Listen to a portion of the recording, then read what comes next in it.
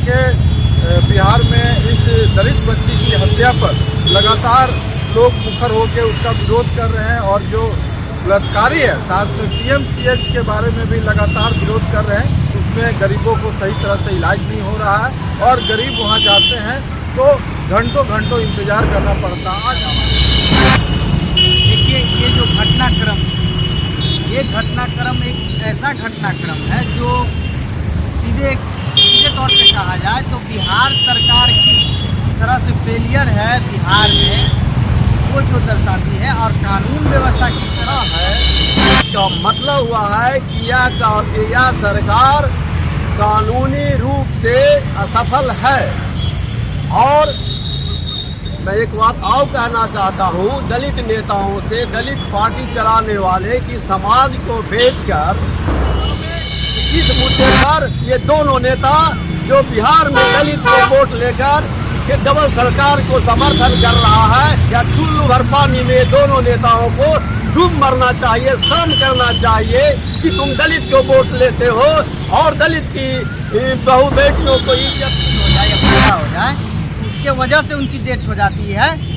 और तो आप रेप की बात कर रहे हैं और चाकू लगने की बात कर रहे हैं। मुजफ्फरपुर क्या बिहार के किसी कोना में ऐसा अस्पताल नहीं है, सरकारी अस्पताल, जहाँ पे गरीबों का इलाज हो सके। वो गरीब है, वो प्राइवेट हॉस्पिटल जाने के सरकार नींद में सो जाएगी और फिर अगला नंबर और किसी बेटी का हो जाएगा और फिर हम लोग इसी तरह आवाज उठाते रहेंगे और उनको न्याय दिलाने की मांग करते रहेंगे। इसलिए सभी साथियों को जागकर सरकार से सवाल करना चाहिए कि आखिर ये घटना हुई क्यों। प्रशासन से सवाल करना चाहिए। रविंद्र कुमार अब देखना शुरू कर चुके हैं बेनिफिट टीवी न्यूज। जैसा कि आप जानते हैं मुजफ्फरपुर में एक बड़ी कांड हो गई। अब तक की बड़ी खबर आपको बता रहे हैं। आज जो है कई संगठनों, कई पार्टियों ने आज इनकम टैक्स गोलंबर पे धरना प्रदर्शन किया। मसाल या कहिए कि राजद को नीतीश कुमार जी का पुतला भी दहन किया, साथ ही मंगल पांडे का इस्तीफा की भी मांग की और तमाम तरह के बिहार में इस दलित बच्ची की हत्या पर लगातार लोग मुखर होकर उसका विरोध कर रहे हैं और जो बलात्कारी है साथ में पीएमसीएच के बारे में भी लगातार विरोध कर रहे हैं। उसमें गरीबों को सही तरह से इलाज नहीं हो रहा है और गरीब वहां जाते हैं तो घंटों घंटों इंतजार करना पड़ता। आज हमारे साथ हरमल सेना के राष्ट्रीय अध्यक्ष अभिषेक पासवान जी हैं, साथ ही साथ अनुज पासवान जी हैं। हम लोग बातचीत करेंगे पूरे घटनाक्रम के बारे में। जिस तरह गरीबों को, दलितों को पीएमसीएच हो चाहे अपने गांव हो, कहीं भी उन लोगों को सुरक्षित नहीं है।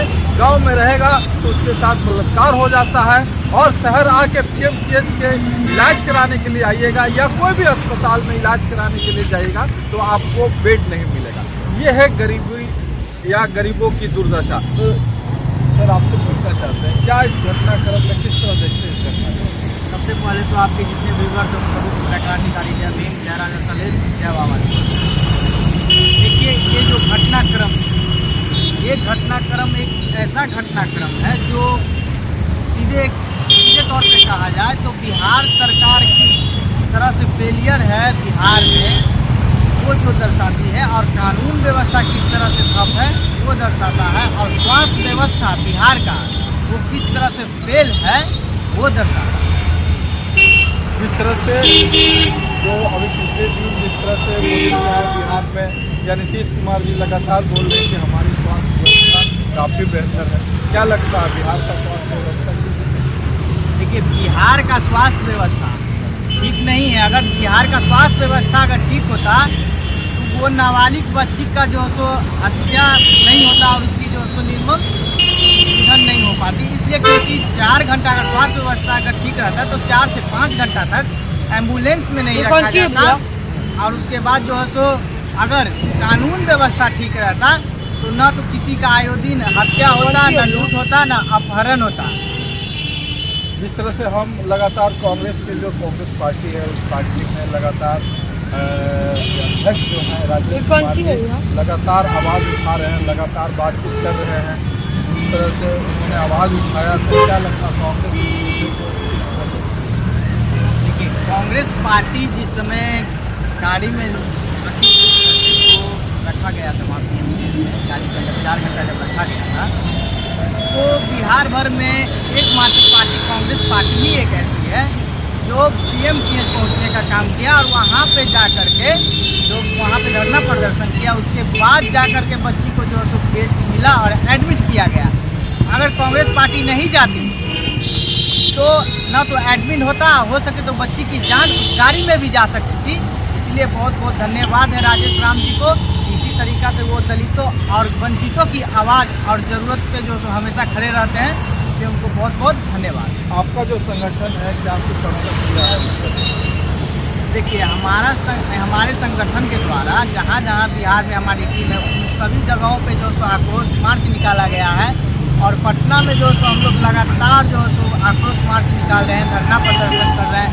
कल हम लोग जो सो बीजेपी कार्यालय के पास जो है सो शांतिपूर्ण तरीके से कार्यालय के पास बैठ गए थे, कैंडल मार्च लेकर के, समझिए धारण करके हम लोग वहाँ पे बैठे थे। उससे एक दिन पहले भी हम लोग जो सो निधन हो गया था बच्ची का, उस दिन हम लोगों ने कैंडल मार्च जो सो निकाला। तो लगातार हम लोग जो सो आवाज़ को उठा रहे हैं और सरकार को बतला रहे हैं कि आप नाकाम है, आप निकम्मी सरकार है और आपकी कानून व्यवस्था भी फेल है, आपकी पुलिस प्रशासन का रवैया जो है वो एकदम नाकाम है और दलितों और शोषित वंचितों के लिए आपका पुलिस प्रशासन और बिहार सरकार एकदम जो है सो फेलियर है, जिसका साथी है। अगला सवाल हम अनुज पासवान जी से करना चाहते हैं कि जिस तरह अनुज जी बिहार के कई लीडर जो हैं दलितों के लीडर हैं और कह रहे हैं कि हम दलितों के हित में काम कर रहे हैं, क्या दलित के बच्ची के साथ इसी तरह बिहार में बलात्कार होता रहेगा और लोग मूकदर्शक बने रहेंगे, या फिर पीएमसीएच हो या फिर बिहार के कोई भी अन्य अस्पताल हो, इलाज कराने के लिए तो गरीब व्यक्ति ही जाता है, संपन्न व्यक्ति हो जो प्राइवेट अस्पताल में इलाज करा लेता है या फिर बिहार के बाहर चले जाते हैं। क्या गरीबों के लिए एक अच्छा अस्पताल नहीं है बिहार में, या फिर उसके साथ इस घटना को किस तरह देखते हैं? मैं चैनल के माध्यम से डबल इंजन को सरकार को कहना चाहते हैं, कुछ दिनों से प्रशासन के प्रति अपराधियों का हौसला बढ़ा है। इसका मतलब हुआ है कि यह सरकार कानूनी रूप से असफल है। और मैं एक बात और कहना चाहता हूँ दलित नेताओं से, दलित पार्टी चलाने वाले कि समाज को बेचकर कुर्सी पाने वाले वह दलित नेता दलित के मसीहा कभी नहीं हो सकता है। और ऐसे लोगों से समाज को बचना चाहिए कि इस ज्वलंत मुद्दा किसी भी बेटी को, मासूम बेटी को बलात्कार कर हत्या कर हमारे समाज को वोट लेने वाले चाहे चिराग पासवान हो या सीताराम मांझी हो, यह अपनी जो सरकार के प्रति अपना स्टैंड बताएं कि इस मुद्दे पर ये दोनों नेता जो बिहार में दलित को वोट लेकर के डबल सरकार को समर्थन कर रहा है, या चुल्लू भर पानी में दोनों नेताओं को डूब मरना चाहिए। शर्म करना चाहिए कि तुम दलित को वोट लेते हो और दलित की बहू बेटियों को इज्जत लूटा जा रहा है और तुम्हारा पार्टी एक भी मुद्दा पर इस पर बोलने के लिए तैयार नहीं है। दूसरी बात ये है कि जब से यहाँ स्वास्थ्य व्यवस्था, आप ये देखिए कि यह बिहार के राजधानी में 4-4 घंटे बलात्कारी बच्ची को रोड पर रखा जा रहा है। इस संवेदनहीन सरकार को शर्म नहीं आता है कि इस परिस्थिति में कैसा सरकार की व्यवस्था है। जो एक बच्ची को मौत होती है या बच्ची किसी के भी हो सकता है, आप इस पर सरकार स्टैंड करे और क्या दंड मिलना चाहिए, क्या सरकारी हॉस्पिटल में व्यवस्था इसके बाद परिवर्तन होता है या नहीं होता। यदि सरकार इस पर नहीं होता है तो हम लोग 15 जुलाई से यह सरकार के विरोध में राज्यव्यापी प्रदर्शन कर देंगे या भूख हड़ताल करेंगे और इस मुद्दा पर सरकार को सामने आना चाहिए। सर, अगला सवाल अभिषेक पासवान जी से कि जिस तरह मुजफ्फरपुर में ये कांड हुआ और वहाँ जो है अस्पताल से रेफर कर दिया, क्या मुजफ्फरपुर में ऐसी व्यवस्था नहीं होनी चाहिए या मुजफ्फरपुर छोड़िए सभी जिला में ऐसी व्यवस्था ना हो, जहाँ व्यवस्था होनी चाहिए जहाँ समुचित इलाज हो। नीतीश कुमार जी तो कहते हैं कि हम हर जिला में अस्पताल अच्छा खोले, फिर मुजफ्फरपुर में क्यों नहीं इलाज हुआ, क्यों नहीं उसको अच्छा ट्रीटमेंट मिल पाया? ये बिहार भर में, पूरे बिहार की बात की जाए तो गरीब को अगर एक छोटा सा फुंसी हो जाए या फोड़ा हो जाए तो उसके वजह से उनकी डेथ हो जाती है।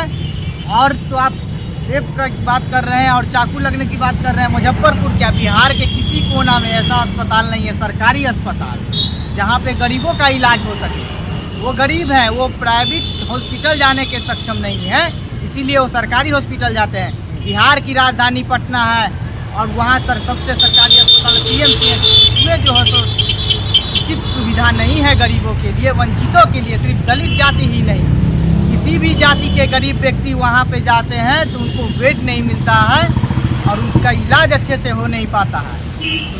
सर जिस तरह से गरीब के टैक्स से हजारों करोड़ रुपए से PMCH बना है और वर्ल्ड क्लास का, जैसा कि एशिया का बोल रहे सबसे बड़ा अस्पताल है, जैसे दावा सरकार कर रही है, क्या इस दावा का पॉल नहीं खुल रहा PMCH में? मतलब जिसके लिए अस्पताल बना उसी का इलाज नहीं हो रहा है, तो क्या यह बहुत बड़ा घोटाला का संकेत है? अस्पताल बड़ा बनाने से वहाँ पे स्वास्थ्य व्यवस्था ठीक नहीं हो जाएगा। वहाँ पे स्वास्थ्य व्यवस्था ठीक करने के लिए आपको उस तरीका का जो है सो मेंटेन करना पड़ेगा कि इस तरीका से ना तो डॉक्टर टाइम पे वहाँ रहता है, ना तो आपको व्हील चेयर है, ना स्ट्रेचर है, ना उस तरीका का कोई भी सुविधा वहाँ नहीं मिल पा रहा है। आप सिर्फ टेंडर पास करते हैं और भवन निर्माण का टेंडर पास करके वहाँ पे बड़े बड़े बिल्डिंग बनाते हैं, अपना बैनर लगाइएगा पूरे बिहार में लगाते हैं ना मंगल पांडे जी की यहाँ पे स्वास्थ्य विभाग या ये काम किया, कुछ विभाग काम नहीं किया। आप टेंडर पास करके उसको भी पैसा कमा रहे हैं, खुद कमीशन खा करके आप पैसा कमाने का काम कर रहे हैं, ना कि स्वास्थ्य व्यवस्था आप ठीक कर रहे हैं। सर अनुज जी ये बताइए, उस बच्ची के जो उसको इतना प्रताड़ना हुआ उसके लिए क्या मांग होना चाहिए, उसके परिवारजनों को क्या सुरक्षा मिलना चाहिए और भविष्य में इस तरह का काम ना हो इसके लिए सरकार को क्या कदम उठाना? सबसे पहले तो अपराधी को भाई मृत्यु के बदले मृत्यु फांसी दंड दिया जाए जी, और परिवार को सुरक्षा प्रदान किया जाए ताकि बिहार में ऐसा यज्ञ अपराधियों के द्वारा न हो। और क्या कहा जा सकता है? और इसमें कि क्या मांग रखना चाहते हैं उस बच्ची की? देखिए हम तो यही मांग करेंगे कि आयोडीन जिस तरह से दलितों का और दलितों की बेटी बहन का जिस तरह से रेप करके हत्या कर दिया जाता है, अब रेपिस्ट ये समझ गया है कि रेप करने से ही उनको मृत्यु दंड मिलेगा और उसके बाद वो क्या किया कि उसकी हत्या कर दे रहा है। तो क्यों ना मान के चले कि अगर रेपिस्ट अगर रेप करता है और हत्या कर रहा है तो पकड़ा भी नहीं जा रहा है और भाग जा रहा है, वो रेपिस्ट को अब ये डर हो गया कि अगर रेप करते हैं ये बतला देगी तो उसको मृत्यु दंड हो जाएगा। तो ये कहीं ना कहीं आपको मान के चलिए कि एक वो अपने सबूत को मिटा देता है। हम सरकार से यही मांग करेंगे कि जो भी अपराधी हो, कार्रवाई हो और उसके फैमिली को, एक व्यक्ति को जो सरकारी जॉब दिया जाए और मुआवजा भी दिया जाए और अपराधियों को सख्त से सख्त सजा मिले, ऐसा सजा मिले, ऐसा दंड मिले कि रूह कांप जाए अपराधियों का और इसके बाद ना तो कभी ऐसा कोई घटना हो और ना कभी कोई ऐसा हिम्मत कर सके। तो दर्शकों सवाल आपके छोड़ जाते हैं, अगर बिहार में रह रहे हैं तो हो सकता है कल आपकी बारी हो सकता है मेरी बारी हो, किसी न किसी की बारी लगातार आते रहेगी। अगर अभी आप नहीं जागे, इस घटना को लेकर अगर नहीं आवाज़ उठाएं तो सरकार फिर नींद में सो जाएगी और फिर अगला नंबर और किसी बेटी का हो जाएगा और फिर हम लोग इसी तरह आवाज़ उठाते रहेंगे और उनको न्याय दिलाने की मांग करते रहेंगे। इसलिए सभी साथियों को जागकर सरकार से सवाल करना चाहिए कि आखिर ये घटना हुई क्यों। प्रशासन से सवाल करना चाहिए कि आखिर इस घटना के पीछे कौन लोग हैं और अस्पताल से भी सवाल करना चाहिए कि आपने बेड मुहैया क्यों नहीं कराया, इमरजेंसी में लोगों को भर्ती क्यों नहीं किया जिससे कि उसकी जान बच जाए। बाकी आपको वीडियो कैसा लगा जरूर कमेंट करके बताएं। वीडियो को ज़्यादा से ज़्यादा शेयर करें, ये जनहित में है, ये जनता का काम है और जनता की आवाज़ को सरकार तक पहुंचाना आपकी जिम्मेवारी है। बहुत बहुत धन्यवाद वीडियो देखने के लिए।